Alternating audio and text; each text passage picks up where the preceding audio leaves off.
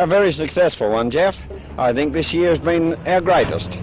And the fact that this is our 10th year, I feel that we've got the people's faith and their confidence. We have the business people absorbing us now and cooperating with us 100%. All in all, this Matara, I've been proud of it. Last year you had some friction between the Matara committee and the City Council. Now how has this been this year? That's correct, Jeff. Last year we were very unhappy.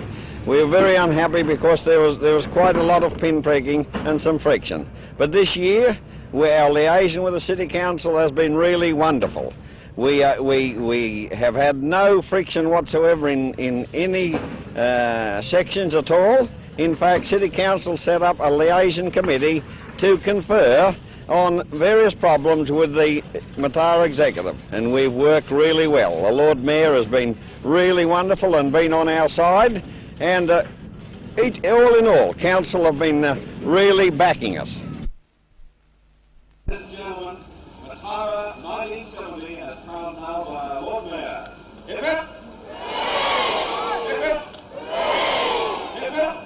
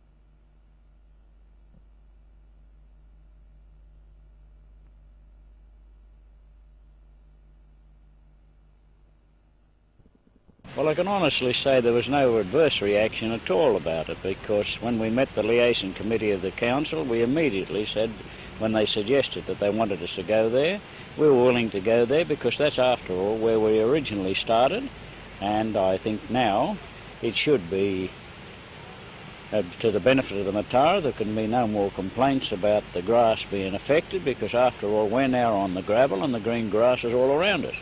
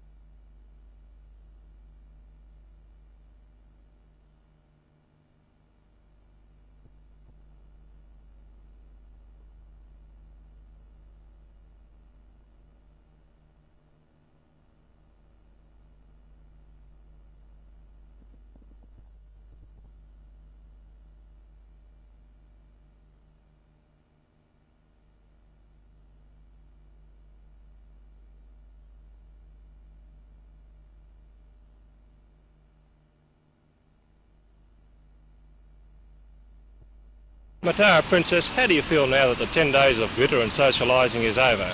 Well, I feel a little relieved that all the hard work's over, but I'm a bit disappointed in it so much as I enjoyed it so much. It was tremendous. I had a marvellous time. Yeah. Do you have any embarrassing moments during the last 10 days? No, everyone was wonderful. The people were wonderful, and they greeted me with such a warmness that it was marvellous. What would you say were some of the highlights for a Matara Princess this year? The procession was wonderful, and yesterday I crowned the Orchid Queen, and the concerts I really enjoyed when I met some of the artists. It was wonderful.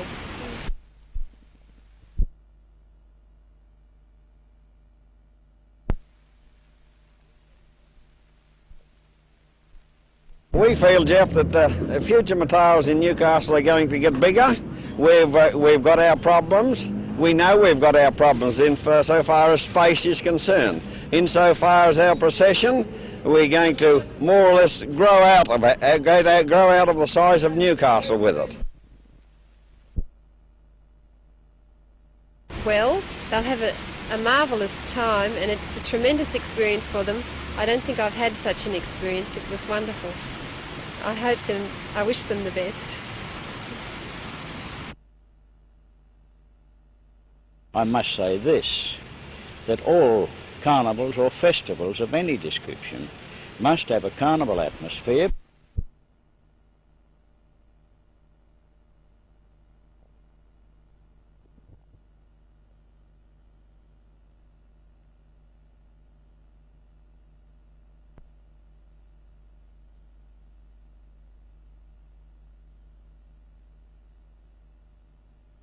Well, the matter is not as serious as in some areas, but it's quite serious enough. It's an inordinately dry period, and the stock are standing up to it reasonably well, but we will want rain very shortly, or we could be in very serious trouble. And how is the bushfire situation?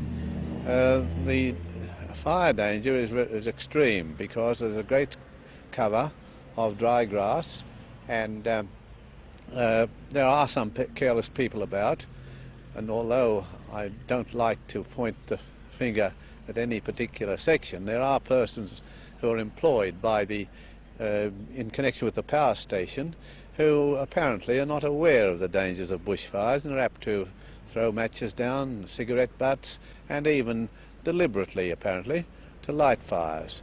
And in my own particular section, we have had a bushfire every weekend for the past several weeks.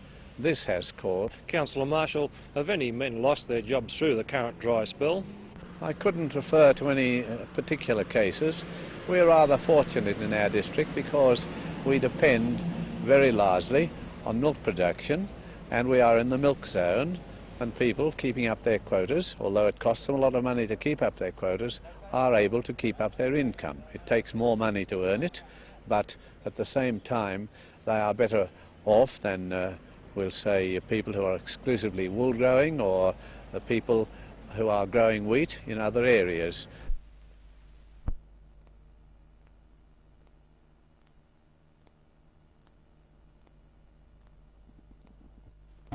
Well, it's not really as serious as it could be. The situation is that most dairy farmers have irrigation, and the irrigation water supply has been keeping up so that they're not in a really bad position at all. What about the grazier? He's in a very much more serious position because 90% or more probably haven't got irrigation or have only got a very, very limited amount, and they have to rely on their natural or improved pastures, which with our dry conditions haven't been growing at all. And how serious is the feed position? Well, it varies according to the stocking position on individual farms, but well, I think you could say it's very, very serious and leave it at that. Some people have, of course, got standing dry feed, but the majority are very short on feed, dry feed, growing feed, any sort of feed at all. And how much rain do you need now to get you out of this situation? Well, I'd say at least 2 to 3 inches, probably more.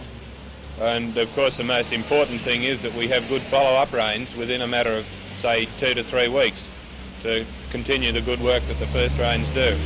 How would you compare the current dry spell with the big drought of 1966?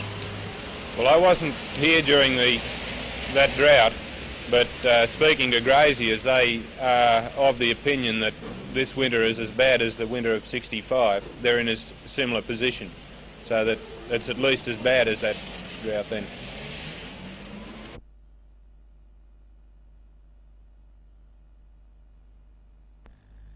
In the days of Captain Cook and later Governor Phillip, Berwick, the garrison town on the Scots border, was one of the biggest ports in England.